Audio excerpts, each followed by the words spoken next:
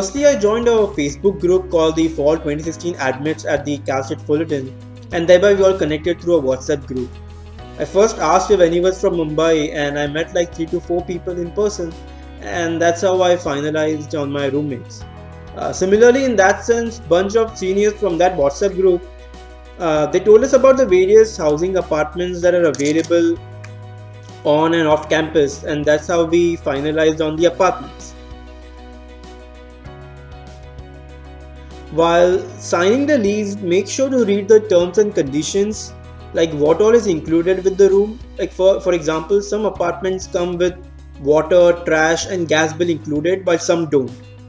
Also, make sure to see that your deposit is refundable while breaking the lease if you ever need to.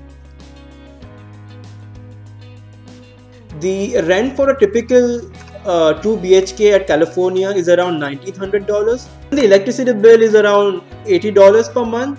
But since we are students and no income students, the Southern California Edison, which is the electricity provider, they give us around 35% discount. So that makes really good price to pay for electricity.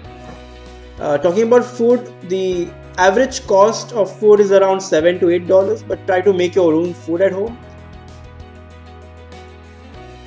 Some do tend to get homesick for the first few days, but that just goes away when your classes starts and you start getting busy, and all the homesickness just goes away. I would suggest you to reach the university 1 or 2 weeks before your classes start. We had two orientations. One was the international student orientation and the other was the departmental wise orientation.